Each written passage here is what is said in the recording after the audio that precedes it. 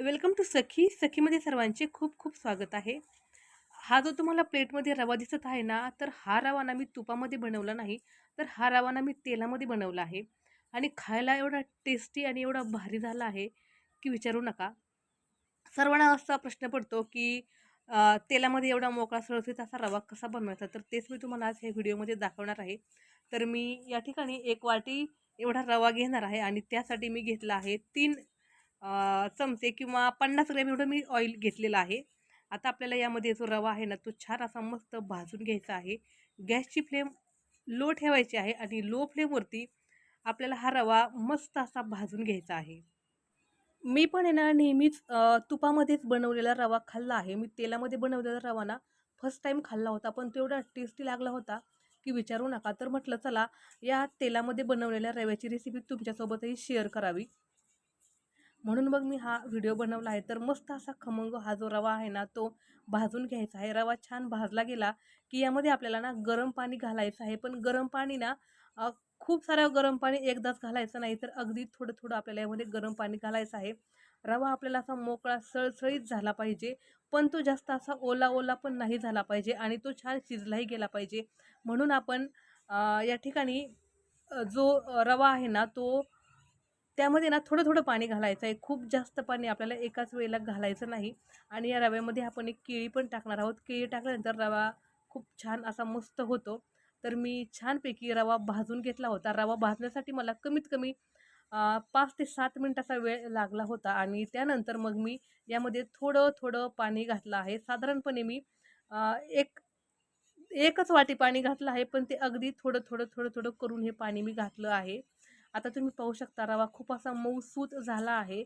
खूप जास्त ड्रायही नाही आणि खूप असा ओलाही नाही. जेव्हा यातलं पूर्ण पाणी आटेल ना, तेव्हाच आपल्याला यामध्ये आता साखर घालायची आहे आणि आपण इथे ना फक्त आणि फक्त तेलाचा वापर केला आहे. तेल मी खूप असं वाटलंही नाही पाहिजे, की ह्या रव्यामध्ये ना आपण तेल घातलेलं आहे. खाणाऱ्याला ना याची टेस्ट कळतच नाही का याच्यात आपण तेल घातलंय की तूप घातलंय. तर मी साधारणपणे 50 ग्रॅम एवढं तेल यासाठी वापरलं आहे आणि तेल घातल्यानंतर रवा तुम्हाला जेवढा बारीक गॅसवरती भाजून घेता येईल ना, तेवढा बारीक गॅसवरतीच आपल्याला रवा जो आहे ना, तो परतून घ्यायचा आहे. त्यानंतर एक केळी जी आहे ना, ती मी कट केली आहे. आता पाणी पण पूर्ण विरघळलं आहे. त्यानंतर साखर पण यात रव्यामध्ये छान अशी विरघळली गेली आहे आणि नंतर मग आपण यामध्ये केळी घातली आहे.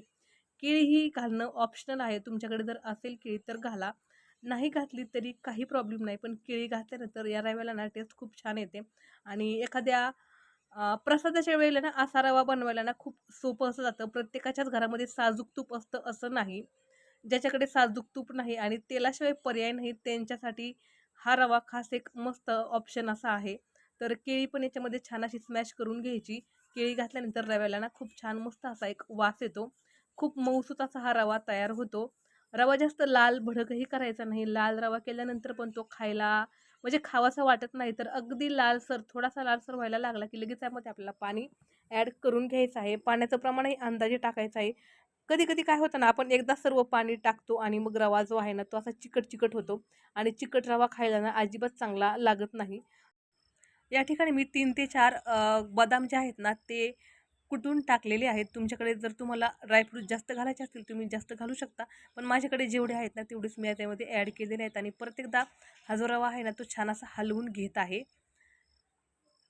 काय होतं ना, प्रसादाच्या वेळेला ना मोकळा-मोकळा असा रवा खायला छान वाटतो. चिकट रवा खायला चांगला वाटत नाही किंवा तो प्रसादासाठी देणं चांगलं वाटत नाही. म्हणून मग प्रसादाचा रवा बनवताना पाणी जे आहे ना, ते थोडंसं बेतानेच घालायचं. जेवढं रव्यामध्ये पाणी मावेल ना, तेवढंच घालायचं आणि नंतर आता ना कोणाला कळलंच नाही पाहिजे, की आपण यामध्ये तेल टाकलंय, की तूप टाकलंय, काय टाकलंय आणि टेस्ट जी आहे ना, ती सेम तुपातल्या रव्यासारखी आली पाहिजे.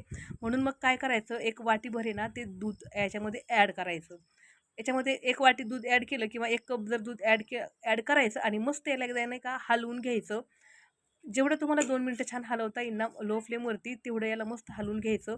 मग जो तेलाचा वगैरे जो वास असतो ना, तो तेलाचा जो वास आहे ना, तो वास काही येत नाही. तो वास तसा दबला जातो आणि मस्त असा दुधाचा याला वास येतो आणि आता आहे ना, आपल्याला वरून 2 चमचे ना साजूक तूप टाकायचं आहे किंवा तुमच्याकडे जेवढं तुम्हाला शक्य होईल तेवढं थोडंसं जरी तूप टाकलं ना, तरी चालतं. मग याला ना साजूक तुपाचा छान मस्त असा वास येतो आणि खातानाही या साजूक तुपाचा ना फ्लेवर याच्यामध्ये उतरतो आणि कोणाला कळत पण नाही का याच्यामध्ये आपण ना तेल घातलेलं आहे. खूप सारं तूप वगैरे घातलेलं नाही. आणि खायला पण रवा खूप मस्त असा लागतो. आता रवा खूपच सुक्का सुक्का व्हायला लागला आहे, तर आता गॅसची फ्लेम बंद करायची आहे आणि मस्त हा रवा जो आहे ना तो सर्व करायला घ्यायचा आहे. तूप टाकण्याच्या अगोदर जरी आपण गॅस बंद केला ना तरीही चालतो, काही फरक पडत नाही. तर शक्यतो तूप घालण्याच्या अगोदर गॅस बंद करा आणि परत एकदा फक्त याला हलवून घ्या. तर मग आपला मोकळा सळसळीत असा मस्त रवा इथे तयार आहे. आणि याला ना फक्त आणि फक्त तुपाचाच फ्लेवर येतो. तेल रव्यामध्ये तुम्ही घातला आहे किंवा रवा भाजताना तुम्ही तेलाचा वापर केला आहे हे कोणाला कळतसुद्धा नाही. तर नक्की एकदा ही ट्रिक वापरून पहा आणि हा रवा खरंच खाऊन पहा. एवढा भारी आणि एवढा टेस्टी लागतो.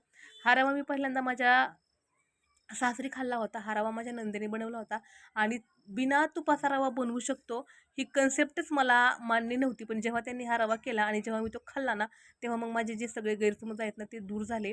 आणि जेव्हा मला आता तेलातला रवा खाऊ वाटतो तेव्हा मी मस्तपैकी असा रवा बनवते. तुम्ही आता पाहू शकता रवा किती छान सुंदर असा झालेला आहे. प्रसादासाठी तर एकच नंबर अशी डिश आहे. तर नक्की एकदा बनवून पहा. चॅनलवरती नवीन असाल तर चॅनलला सबस्क्राईब करा. रेसिपी आवडल्यास लाईक, शेअर आणि सबस्क्राईब करायला विसरू नका. धन्यवाद.